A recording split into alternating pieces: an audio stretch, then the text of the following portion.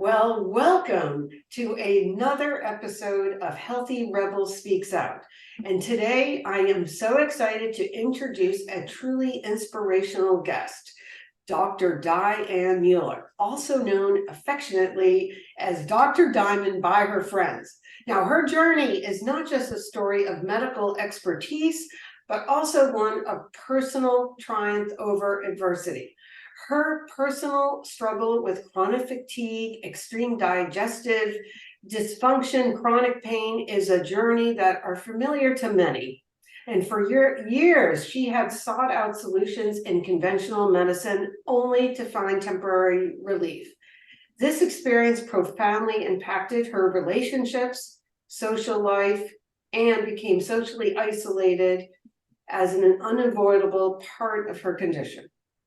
But Dr. Diane's story is one of transformation and empowerment. Her quest for healing led her to pursue not just one, but 2 doctorate degrees in holistic healthcare.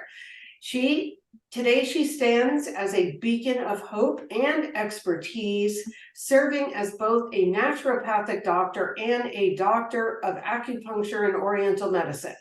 Dr. Diane is also a 2-time author of It's Not in Your Mind, which I happen to love that title, and Revive Your Love Life, which would definitely be back for another conversation. But in today's episode, Diane is going to share her invaluable insights into the complex interplay of physical, emotional, and social factors in health and wellness. And we're going to be talking about Lyme disease, mold, and we're going to listen to her story. And Dr. Diane is a true rebel, great title, in this world of health and wellness. So welcome, Diane, to the podcast. Thank you so much, Bonni. Thank you so much for that warm welcome. I really appreciate the beacon of hope comment, because that's the number one objective I really hope people get out of our chat today is whatever you're struggling with, these complicated chronic conditions that oftentimes people seek doctor after doctor after doctor with sometimes not a lot of solutions and answers. I really hope that after our call and our time today, so many of your listeners wind up having hope.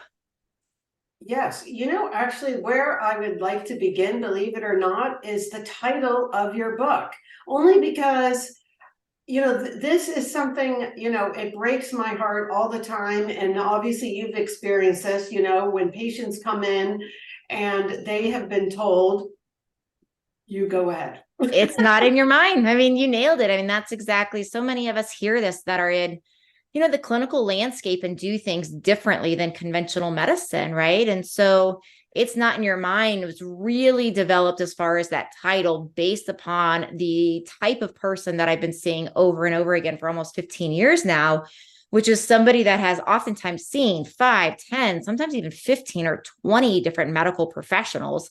And they maybe have a slight abnormality on some of the basic blood work, oftentimes nothing. And they're really just told so much of the time that it's in their mind that there's no way they can be ill. And oftentimes they're told there's 2 options. 1, live with it. 2, take an antidepressant or anti-anxiety medicine. And so that's really the foundation of what the book is about, is being a self-advocate. It's not in your mind, believing your intuition. If you feel bad and you feel like something is off, follow that. Yes, I mean, it sounds to me that these people that, seek out additional advice, they're vigilant. They know something is going on. So that is wonderful. And then my next question, because this is so complex, which is part of the issue, is that the interplay with the Lyme and also the mold. Could you explain that a little bit? Yeah, there's so much to be said here. So the first thing we should say interplay wise between something like Lyme disease, as well as any of the other insect-borne infections. So when ticks or mosquitoes or fleas, when insects bite us, they don't just give us like one thing, right? So it's not like they just give us Lyme disease. We get the entire bacterial and microbial cocktail of whatever they're carrying. So when we're comparing Lyme and mold, I'm just going to throw into this that we're also, considering things like Bartonella, Babesia, some of these other types of common insect-borne infections. And if you haven't heard those words before, that's not really the point here. Don't worry about that at this point. The biggest take home that I really want to get across here is that there's so many different reasons for this multitude of symptoms. And so what we see with Lyme and mold, as well as the other chronic infections, when we're comparing these things and we're saying, okay, well, how do we know? Well, I'm sure we're going to talk about testing in a little while, but to start with, symptoms are so vague. Right. And, like for example, and I'm sure you deal with this as well, like a lot of people with SIBO, which is another one that practitioners might say is in their head, but then I've discovered this myself, that could be related to having been living someplace with mold. Sure. Yeah. I mean, there's some things that we do see very, very commonly, right? Like pain is so common in Lyme and mold. It differentiates a little bit because pain in Lyme has more of a tendency to migrate, meaning it's in the shoulders one day, the knees another day, where mold, it like tends to be a little more stationary. But pain is almost always there. Again, focusing on the word almost. Fatigue is almost always there. Some sort of neurological abnormality, whether it's numbness and tingling or dizziness when somebody stands up, or a lot of like visual or auditory changes, such as hearing a lot of ringing in one's ears, for example. Tinnitus, correct. But when we're saying, things are vague, right? And we're talking about these vague scenarios, one of the big keynote things I would say to your listeners here is that if you're in a situation where in conventional medicine, we would typically send you to a lot of different doctors, meaning like, oh, heart problems, I have a heart thing, so I should see a cardiologist, or I have a brain thing, so I should see a neurologist, I have a gut thing, so I should see a gastroenterologist. If you have so many different symptoms that are widespread across your body, where if we were doing this conventionally, you would have to see all the different specialists. That is a big keynote for you probably have Lyme or mold or both, or at least should go get those very, very thoroughly evaluated, because that's what those kind of conditions do, is they spread so systemically. So we get this widespread impact because of that. And also what you said was very interesting about it. I mean, it is a lot in the joint pain, but that how Lyme specifically can rotate. I mean, that seems, would you say, is that particularly special for Lyme? That part's more true for Lyme as far as a textbook presentation, yes. And, one of the things I want to make sure people are hearing when I'm saying textbook presentation is like, if you have that type of symptom, it is more likely Lyme than mold that's causing it. But of course, we know that none of us human beings are textbooks. So right. While that is oftentimes seen with Lyme, it's not true across the board. And if you have pain that doesn't migrate, that doesn't move, you don't want to all of a sudden just think that, there's no way it could be Lyme. It certainly could, but Lyme does tend to move and rotate most commonly in part because it's caused by bacteria, right? Lyme disease is a bacteria called Borrelia.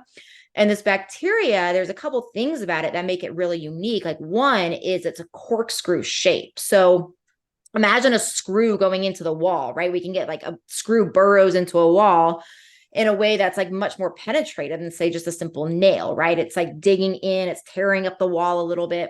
So with that shape, it actually is allowing the bacteria to move through our body more easily. And because of that, it will move. And Lyme loves, the Borrelia that causes Lyme loves to live. It feeds on our hyaluronic acid. So a hyaluronic acid, as I know some people know, it lives a lot in our joints as part of what keeps our joints fluid and lubricated.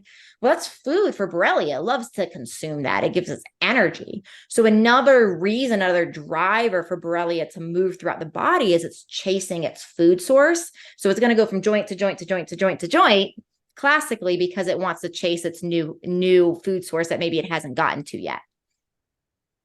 Wow, that sounds a little scary.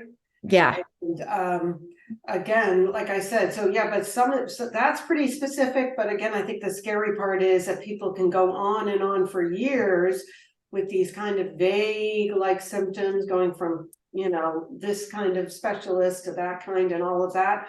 So what is the best testing? Let's go through that. I think that's very important. Yeah, it's really important. And I want to also, just before we go there, I just want to hit on one thing you said too, just to emphasize it, because I think it's also so important for people, which is that when people have all these symptoms for years and years, right, is what you had mentioned. The important thing to add on is if somebody gets online, right, and they look up Lyme disease, what's going to come up is fever and bullseye rash.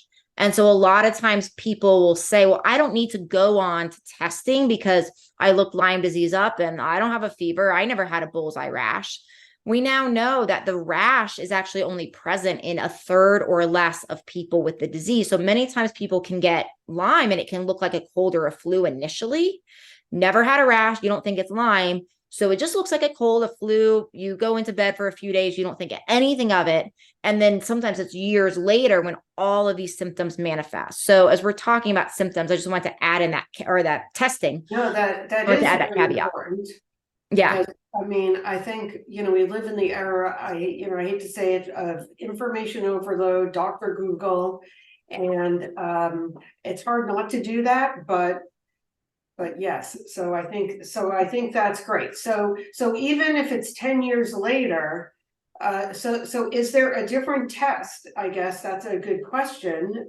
Is there a test if you've had some sort of vague symptoms for 10 years versus I got this thing on my arm and I was up in the Northeast or whatever, Yeah, it's really not true. I mean, typically in medicine for infections, a lot of people have heard of something like an IgM versus an IgG.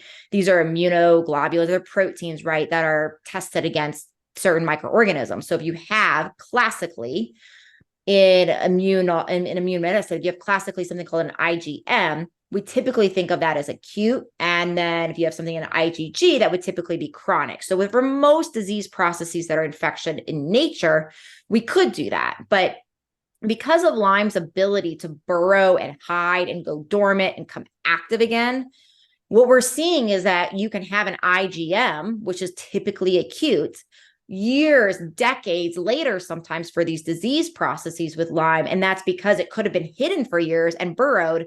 And then all of a sudden it's active again and has all this activity, and your body is responding to that in some ways, like it's a new infection again. So unfortunately, we don't have that level of testing. So we have to combine doing a proper test, and we should talk about that with the current symptoms. Well, that I'd be interested in, but you also piqued my curiosity on another question, which is, we're not going to go down the rabbit hole of talking about vaccines, but I can't help but think that people just taking any vaccine at all, that it does trigger the immune system, and how that might trigger a response from Lyme. Well, respond to that. Yeah, it's a difficult thing to say. So one of the things I always like to say in these sorts of scenarios is there's two things to differentiate in. One, what does research say about the topic? Two, what have I seen clinically? I have never seen a published study that says vaccines cause, reactivation of Lyme. So I don't know from a true standpoint of what's happening, what's not from that standpoint. We need studies on it, right? But from a clinical perspective, I have seen a huge amount of my people that get vaccines that were doing really well backslide. So clinically, I have a huge level of concern that what we're seeing with some of these vaccines, if somebody's not immunologically strong, that it could actually make them backslide in their symptom picture and their treatment. But again, that's just a clinical observation.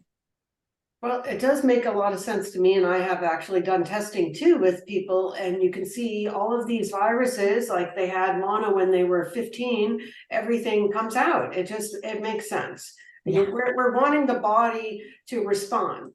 So I just want to make sure, I'm not against doing them, but we want to make sure that we have a good immune system before. That would be my message. Okay, so now to get into the testing, I want to hear some details on what to do.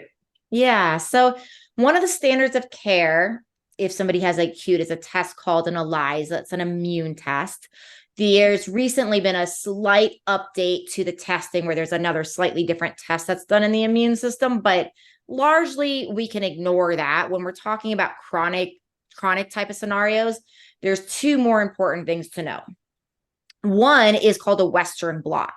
So a Western blot is basically what they're doing is they're looking for our immune response to all of these different proteins on, say, the Lyme bacteria. And so what's really important to understand about this is if we go to our standard laboratories to get a Western blot done, the Western blot will be done against Borrelia burgdorferi. So what you're doing is you're looking to say, okay, well, are there fragments of this Borrelia burgdorferi on the Western blot, right? And is our immune system responding to this? Good, proper Lyme testing is going to look for more than one species of Borrelia. So I'm going to say that again, because Borrelia by medical definition, I'm getting a little bit into the weeds here, but I think it's important for understanding. So by medical definition, Lyme disease, Borrelia burgdorferi, right? That particular bacteria. But Borrelia has other brothers and sisters, right? Other sibling species, right? So Borrelia miyamotoi, Borrelia afzelii, there's a ton of these. And so essentially these other bacteria, these siblings, you could call them, of Borrelia, they are not classically, from a conventional standpoint, we wouldn't classically say they're Lyme. Although if they can cause all the same symptoms and their shape is similar and they work the same and they respond to the same treatments, all of that kind of stuff, for all intents and purposes, from like a lay person perspective, it's basically still Lyme disease. And so that level of those different species are not going to be tested on those common standard tests. So you really need to go to specialty labs that will actually test for all these other brothers and sisters, plus all the co-infections, these other microorganisms that I mentioned earlier. And then a lot of the really great labs, another thing they're doing is they're combining this immune property, these immune reactions, also with a PCR, which so many people know now because of COVID, right? That DNA type of test. Yes. And the more we can have that check and balance, it does cost a little more money. So sometimes it's not attainable for everybody, but if possible, it's really, really amazing to have both the immune system response, right? As well as that DNA, because it really helps to rule out any of those potential of false negatives. Is there any labs you could tell us the name of that you recommend? Yeah, my favorite lab out there, the one I'm almost exclusively using, is Vibrant Wellness. IGeneX has a decent one. DNA Connections has a decent one. But what I've seen over and over and over again is Vibrant Wellness has the lab that is the most thorough for going through all these different Borrelias. It offers different things like the PCR versus the immune, and then also looking at all of the co-infections.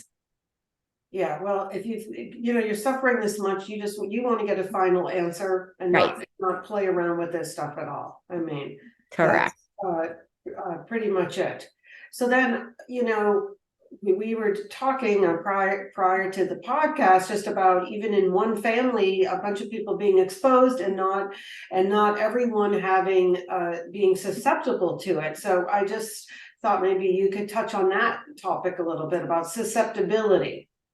Yeah, I mean, susceptibility is two different parts, right? So we have the mold component, and that's like really where a lot of the susceptibility comes in, is truly mold more than Lyme. But what makes Lyme, from a susceptibility standpoint, what's important really is biotoxins. So from a standpoint of Lyme and our genetics, we all have different genetics that have anomalies, right? All humans have genetic anomalies. And so some people have genetic anomalies where their body has a harder time actually getting rid of and detoxing what's called biotoxins. Biotoxins are toxins from living things, right? So essentially from Lyme, when Lyme is in our body, when Borrelia is in our body, it will wind up releasing toxins that our body has to break down and get rid of. And it's part of those toxins. That's part of what makes why we feel so sick, right? It's that toxic byproduct. And so genetically speaking, some people are genetically predisposed where they do not have the capacity to break down and to remove those biotoxins from Lyme. And in that scenario, those toxins accumulate. And it's not that the other person can't get Lyme, it's that somebody with that genetic anomaly might have a symptom picture that is significantly worse due to those toxins building up. Okay, so would that be the same person? I'm just thinking as a profile that might be, you know, oversensitive to smells like perfumes or can't handle caffeine. I'm just thinking of all the detox pathways, or of course alcohol, obviously. But would that be a person that might be a little more susceptible, perhaps? They could be. I mean, we're talking about different genes. So it's like the PON gene, for example, an anomaly in that gene, right, is like usually when, oh, I can't break down pesticides very easily and they build up in the body versus this. So the gene we're talking about with Lyme is, as well as mold, is HLA. And so we are talking about different genetics here. However, typically when people have a lot of these toxins building up, typically we do become more chemically sensitive. So, you know, when we're talking about, you know, say perfumes versus Lyme toxins, we really are talking about two different pathways, but sometimes and commonly those symptoms do overlap. Right. Well, I guess the way to look at it is just, you know, more stuff for your body to fight off is the way I would think about it. Yeah. Yeah. You know? And so many of us, you know, in this space also talk about that toxic bucket, right? That bucket that is like, oh, toxins build up and build up and build up. And eventually your toxic bucket is full. You need to empty your bucket. And Right. so this could be just another example of that, right? Where it's just all these things have built up. Like allergies, I think I think that's probably a much better example where, you know, they say, you know, we really didn't have environmental allergens that we reacted to up until more recently, right? So I feel like that's more of a similar analogy, I guess. Yeah, that's true. And even, you know, what's also interesting about allergies, I appreciate that you brought that up in relationship to our conversation, is we do see that when we have Lyme, when we have mold, when we have a lot of these other scenarios, we often see histamine go up in the body, right? Because oftentimes these particular diseases, they stimulate those mast cells, those cells that contain histamine, and all those cells burst open. So when we're talking about allergies too, it's like another symptom to kind of just come full circle with our conversation here is that we could see that these types of illnesses are actually creating that allergy load that you're speaking of. They're bringing more of that histamine load in the body. Yeah, I'm sure you're seeing a lot more of those cases as well. I mean, I've Oh, a heard ton. more about mast cell. And again, it's so new and, you know, people are not looking at it. But so I guess the biggest question here now that, you know, is the treatment options. And I'm sure they're different for different people. But I'd like to hear obviously about certainly antibiotics, but also all the herbs. Yeah, I think the place to start with this is there's a lot of treatment options. And as much as possible, I think having an open mind and largely keeping as many treatment tools in our toolbox is really important. So many people are super sensitive and react really easily. So the more different treatments we have, oftentimes the more options. I love using herbal medicine for treating Lyme, for treating mold. I have found that it works in almost all cases. There are some times where I recommend, and we do use pharmaceutical medicine, right? It's a great tool to have in the toolbox. However, there's studies, for example, on an herb called Cryptolepis. Cryptolepis actually outperformed other herbs as well as pharmaceuticals for not only eradicating Lyme, but eradicating the long-term dormant Lyme. So the first thing to understand is it's not about one or the other being, you know, pharmaceutical or herbal being stronger. It's about what is going to be right for the individual and what's going to work the best. And so the other thing to know about the whatever say choice is done as far as herbals or pharmaceuticals, the other reason I start with pharmaceuticals is because in order to treat somebody well with Lyme, we need to use agents, pharmaceutical or herbal, that will treat all three shapes of Lyme. Lyme has this ability to morph into these different shapes, and there's three major ones of them, and every shape actually will respond to a different agent, a different antimicrobial agent. So in order to use pharmaceuticals very well, you need to do triple antibiotic therapy. And my concern with that is that what I've seen over the years with rates of recurrence is that people that do go that route have a significantly higher level of rate of recurrence. And, for people like you and I in the health field, right, this makes sense because triple antibiotic therapy, and we know like one single dose of some of these broad spectrum antibiotics wipes out the microbiome, just like almost pretty much immediately. So we see that the concern then is because the microbiome has so much of our immune system. And so my biggest concern with people is not just getting them well, but of course, keeping them well. So I like to use herbal medicine. Like I said, it works very, very well in almost all cases as the first line, because if we can do it with herbs and preserve the microbiome and help the immune system, that is setting up people for, longer term success. Now, so you mentioned the herbals for longer term, you've had Lyme for 10 years, but someone who has like a tick bite. Yeah. Would there be a different protocol for those people? I do recommend pharmaceuticals in those acutes, but I also recommend in those acute to combine them with herbals just to make sure we're getting that broad of all the different shapes. So like using something like doxycycline, which is very, very great for acute. It clears that acute form out of the blood really well. But it also, we see studies that also show that doxy will turn the Lyme into that dormant form at actually a really high rate. So if we combine acutely doxycycline, great, with an herbal remedy like cryptolepis, like some of our other remedies like Japanese knotweed and cat's claw, and we use them more together in those acute scenarios, it can work really well for all the different things we're trying to manage. Yeah.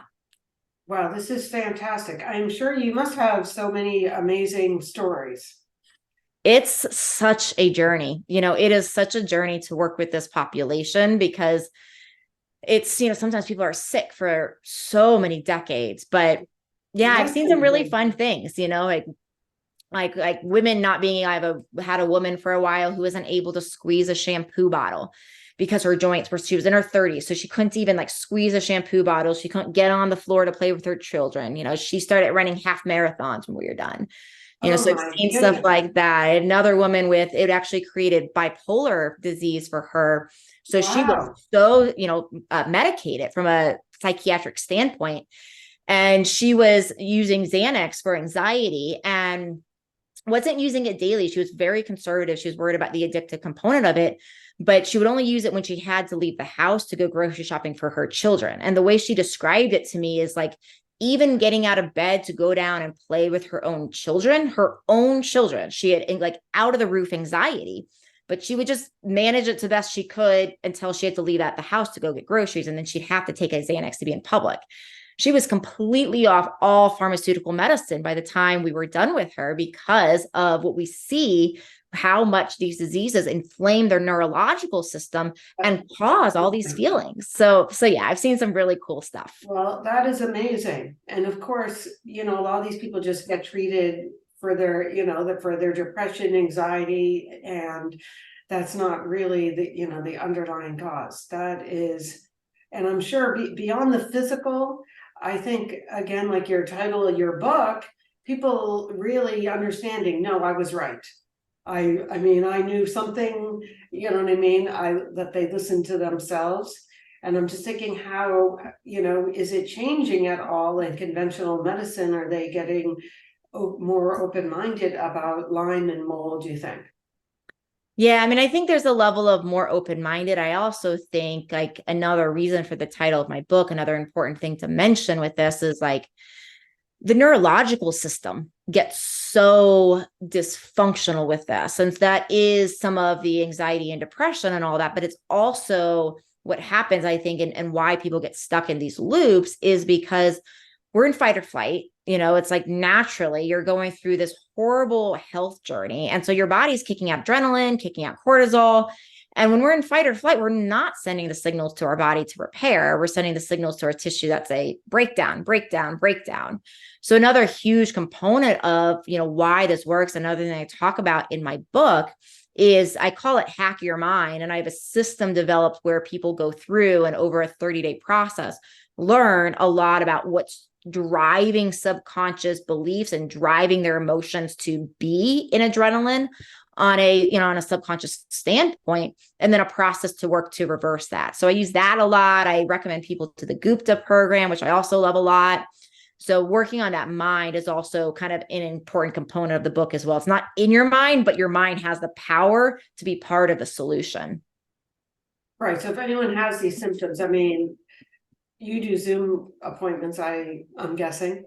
Yeah, very much so. Very much so. We do telemedicine for sure. Well, good, because I just think even if they were open-minded, not everyone knows how to treat these things, and it really is very complicated. Now, outside of to me, that's the most important part, is the treatment, as far as, the herbs and possible antibiotics. But if you could just touch on any other, just the typical diet, lifestyle things, anything that we need to look out for. I mean, is there weight gain sometimes, or weight loss with these patients, and then how you manage that?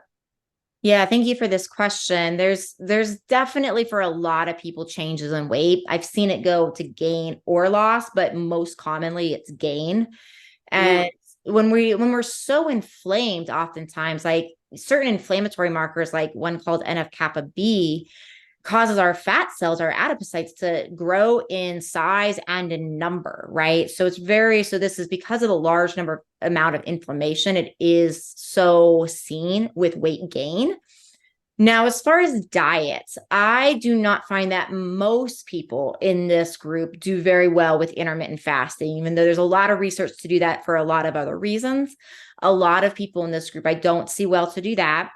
Another thing, stressful. It's too stressful, right? The adrenals are too dysfunctional. That's why I was wondering, in exercise too, just because, like, you're having all these issues with the weight, and what you think would work is totally not what would work. Exactly right. Yeah, exactly right. And the other thing I see so much from a dietary perspective is this is where we can get in trouble with our online doctor system, right? When we just search into our search bars around, like, hey, how do I treat this, right? And so one of the problems we can get, especially with these complicated diseases, is all of people come in and they're like doing a combination of low oxalate, low lectins, low autoimmune paleo, low histamine. We're combining these 4 already restrictive diets, and then we're eating 5 foods, and then we develop food allergies to those foods because we're not supposed to eat only 5 foods. So most of the time I find that a low histamine diet is a great place for people to start. But from a dietary perspective, whole foods, organic, grass-fed, all of those kind of basics. And then I would recommend just picking one dietary strategy, seeing how you feel on it for 30 days. How do you feel on the low histamine diet? Compare it to how you feel maybe on the low oxalate diet or the low lectin diet, right? And compare that and pick the diet that is best for you, but really work hard not to combine them, because if you combine them, you're going to wind up becoming nutrient deficient and have all sorts of other problems. Yes, and of course we know, as you were touching on earlier, that the microbiome is so critical for our immune system. And so when we're not eating a variety of foods, I mean, because I'm sure you do a lot of gut testing as well, you can see it right away that we do not have that diversity of what we would want to see down there with the bacteria.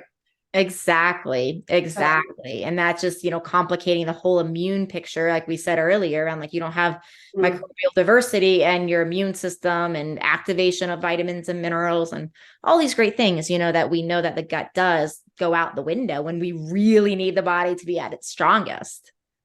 Well, I think it's the fear. They get afraid of eating this or doing that. And then you have to deal with, the physical and the way that it might affect their appearance, with gaining an unusual amount of weight or something on top of everything else. Exactly. And that's how we get into that vicious cycle of the mind, which, is why I think it's so important to work on that, because it's like any of these things. We can become scared of our food. We can become scared of going out in nature. We can be scared of, like, going to our friend's house. Like, the number of fears that can start happening with these disease processes, it's really challenging to get out of them, but it's important to break the vicious cycle. And to comment too on your point of exercise, because I do think it is really important.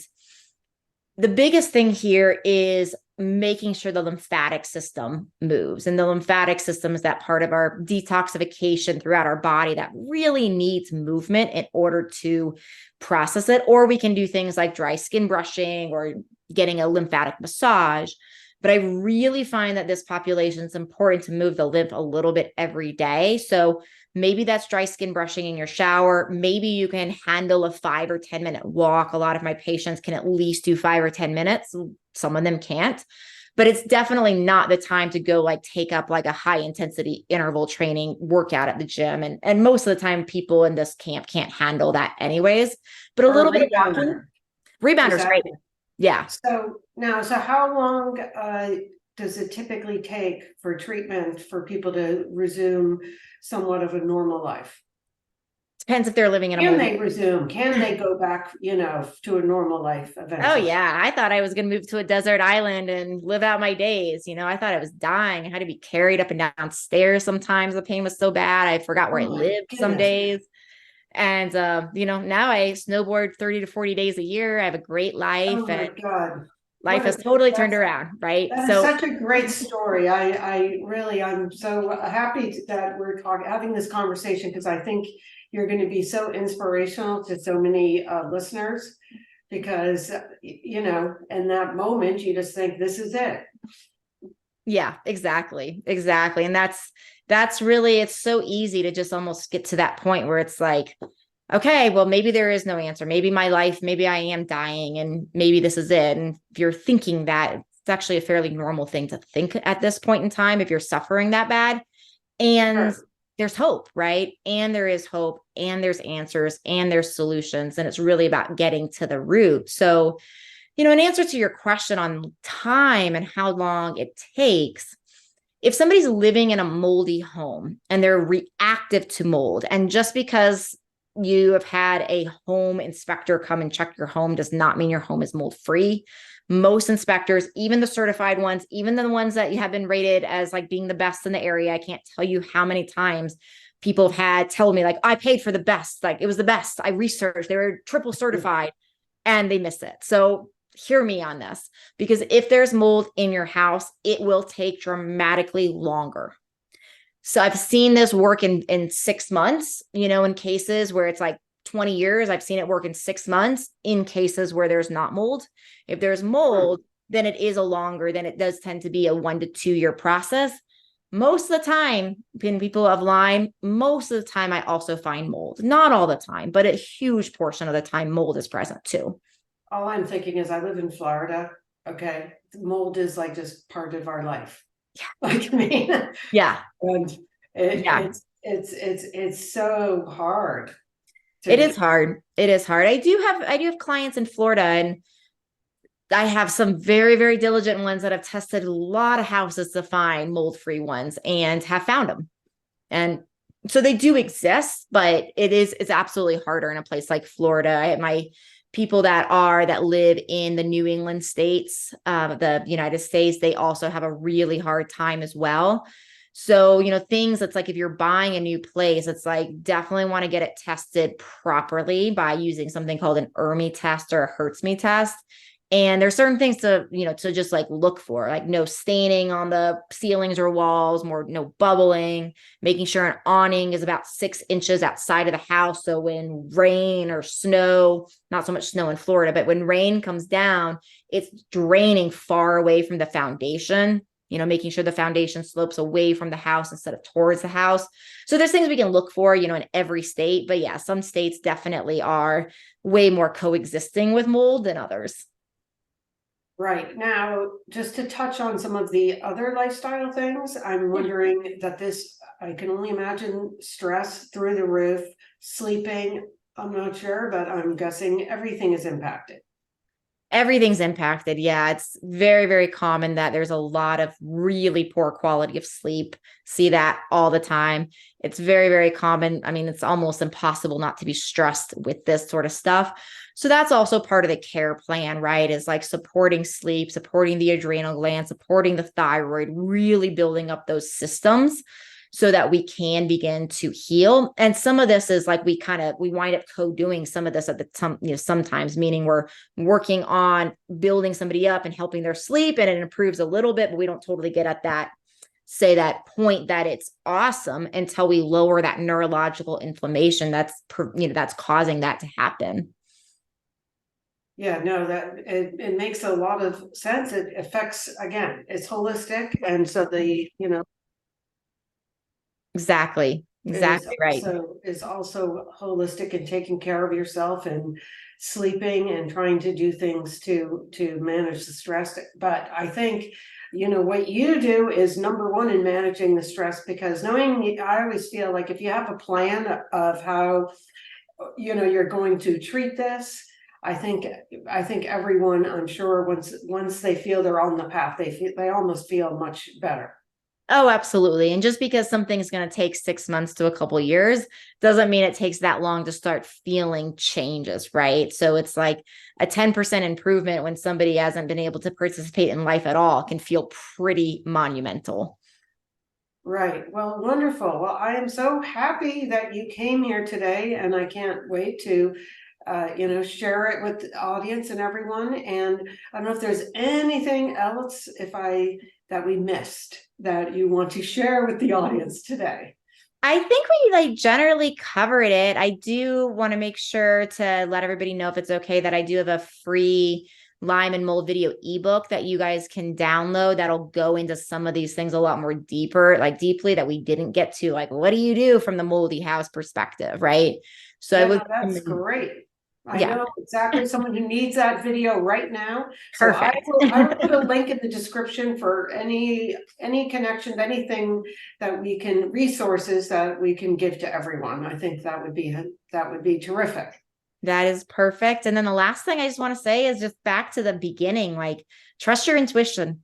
If you feel like something is off, it's off. So keep being an advocate for yourself, keep finding tests, whether it's myself or somebody else that's Lyme literate. Just have somebody in your court to really help you with this, that understands these sorts of things. It can go real far. I could not agree more. Thank you so much. I appreciate it. And see you next time to talk about a fun subject. I can't wait, Bonni. Thank you for having me. Okay.